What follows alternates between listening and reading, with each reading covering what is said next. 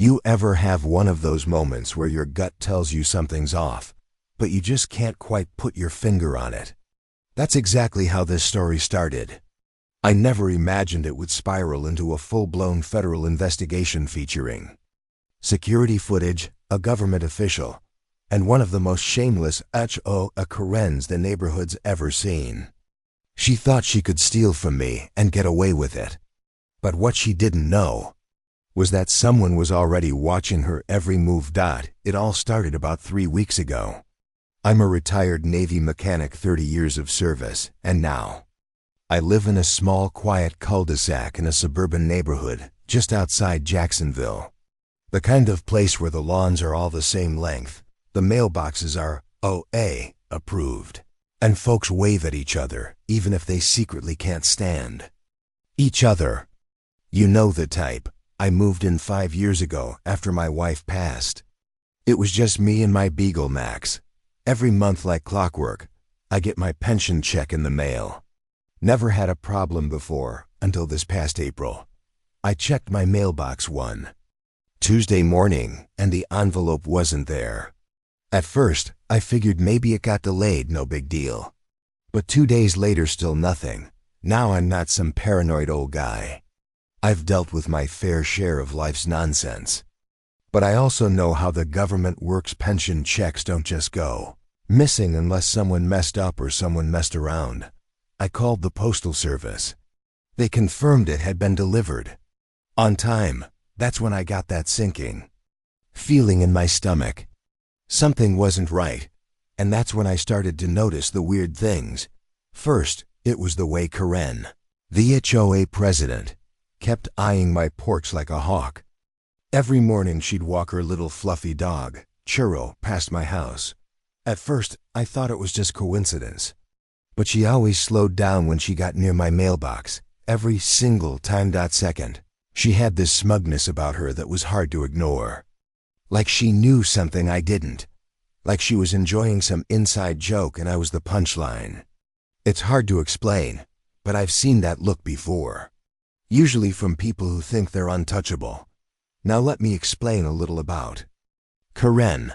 She's the kind of HOA president who treats the neighborhood like her own private kingdom. She fined one guy $75 because his Christmas lights were still up in January. She tried to write me up for unsanctioned lawn furniture because I had a rocking chair that didn't match the community aesthetic. Real dictator energy. So, with all that in mind, my mind started working overtime. Could she really have taken my pension check? Who does that? Who risks a felony just to prove a point or worse? Just to be cruel? I decided to play it smart. I didn't confront her. I didn't raise my voice. Instead, I made one phone call that changed everything. I contacted the local branch of the U.S. Postal Inspection Service. For those who don't know, these are the federal agents who investigate mail theft. They're the real deal. I explained the situation, and to my surprise, they took it seriously right away. Apparently, mine wasn't the first missing check on that block. Oh no. There'd been 3 other reports in the last 2 months. So they told me to sit tight and not say a word. They were going to install a hidden camera in my mailbox, one of those tiny motion detecting ones that's hard to spot unless you're really looking. And let me tell you, I did everything I could to act normal. I still waved to Karen when I saw her. I still nodded at her stupid dog. I even let her fine me for having a flag on my porch that wasn't standard HOA approved. I smiled through it all. A week later, I got the call. They'd caught something on camera. I drove down to the local post office, heart pounding, palms sweaty. And what they showed me made my jaw drop. Clear as day, at 6:27 a.m. Karen, in her ridiculous pink tracksuit and sunglasses, is walking her dog. She glances around. Then she stops in front of my mailbox. She leans in, opens the flap like she's checking something, then reaches inside and takes an envelope. Not junk mail. Not a flyer. One single envelope. Then she walks off like she owns the world. The inspector turned to me and said, "Sir, we've got enough for an arrest." I sat there stunned. I knew she was petty. I knew she was power-hungry, but I didn't think she'd be that stupid. Did she think no one would ever notice? That a missing pension check would just disappear without a trace? They told me they'd been building a case for weeks. Turns out, Karen had been stealing mail from multiple homes, always envelopes, always during her morning dog walk. And guess what? She'd been cashing those stolen checks using a fake bank account registered under a fake name. Yeah, she went that far. Now here's the kicker. Because she used the mail to commit fraud. It wasn't just theft, it was a federal offense. Maximum sentence, 5 years in prison. And all that for what? A few $1,000s? A power trip? I asked if I could be there when they arrested her. The inspector chuckled and said, "You'll want to be home around 7 a.m. tomorrow." You better believe. I was sitting on my porch at 6:45 a.m. the next day, coffee in hand, Max at my side. And right on cue, Karen comes strolling down the sidewalk, leash in one hand, her ridiculous giant sunglasses on, as smug as ever. Then 2 black SUVs pull up, agents in jackets hop out.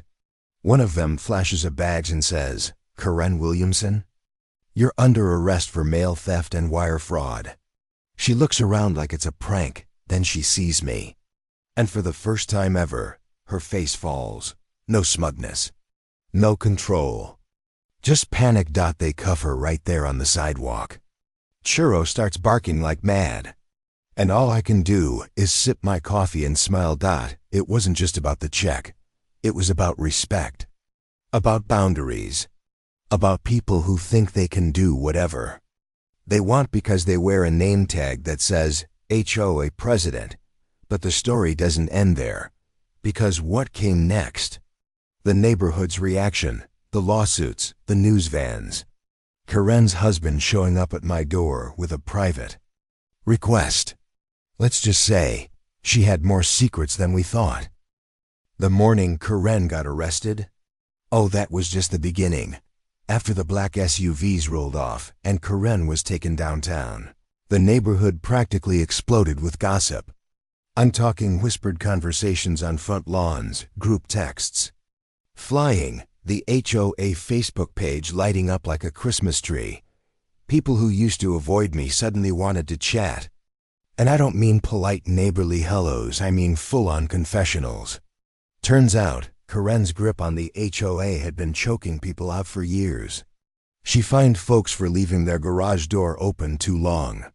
She threatened to tow a teenager's car because it was too loud for the community vibe. One woman said Karen charged her $150 for putting up a bird feeder that invited pests. Like, are you kidding me? But now? Now people were emboldened.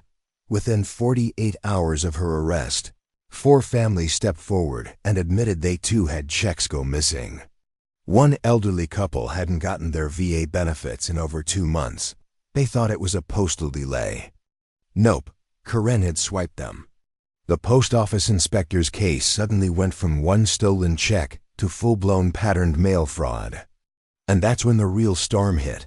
The local news caught wind of it, and suddenly my quiet cul-de-sac was front-page drama. HOA president arrested in federal mail theft sting. Reporters knocking on doors. Cameramen setting up across the street. And me? I kept sipping my coffee on the porch like Clint Eastwood in Gran Torino. Now let's talk about her husband, Craig. Craig was always a background character. Quiet, wore palas, drove a Tesla, and never waved to anyone. But the day after the arrest, he showed up at my front door with a look on his face like a man holding a ticking bomb. "Can we talk?" he asked, shifting uncomfortably. I crossed my arms. "Depends what." "About." He looked around like he didn't want anyone to hear. "Look, I didn't know what she was doing, I swear. But I found something in our house. A stash. I don't know what to do with it." Now normally, I'd tell a man like that to call the cops and do the right thing. But I had a gut feeling Craig wasn't coming clean out of conscience. He was covering his own rear. So I said, "Let's see it." He led me to his garage and opened an old metal filing cabinet behind his tool bench. Inside, dozens of opened envelopes, photocopies of checks, and a burner phone. A literal evidence goldmine. I asked, "Why didn't you turn this in?" He swallowed hard. "Because one of those envelopes is addressed to my sister.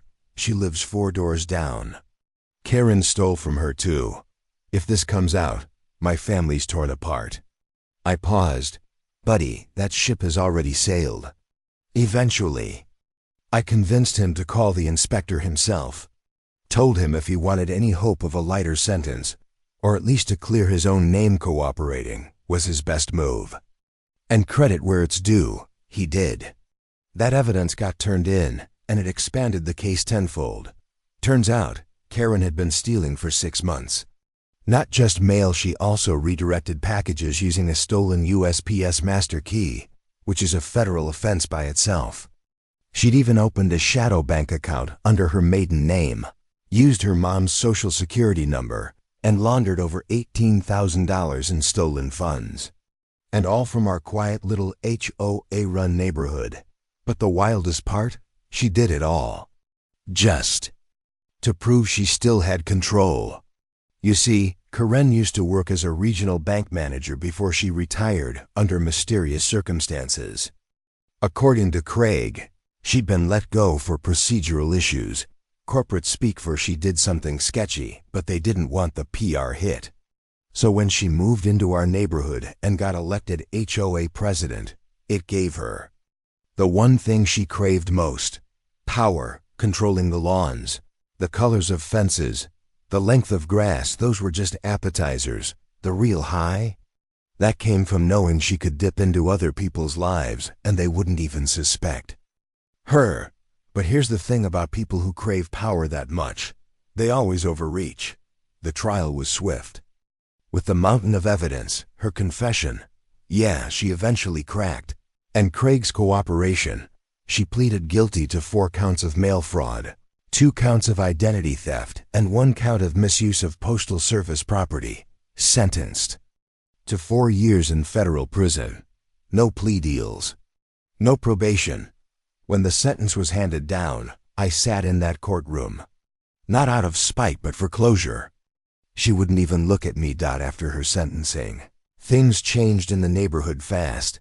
The HOA board held an emergency meeting and voted to dissolve Karen's rules and elect a new president. Guess who they picked? Not me, I declined. But they picked my neighbor Teresa, a sweet lady who bakes banana bread and actually believes in talking to people instead of fining them. And Max, my beagle? Let's just say he enjoys walks now without getting glared at by Churro. But here's the kicker, the most poetic ending you could ask for. A few months later, I got another visit from the post office inspector.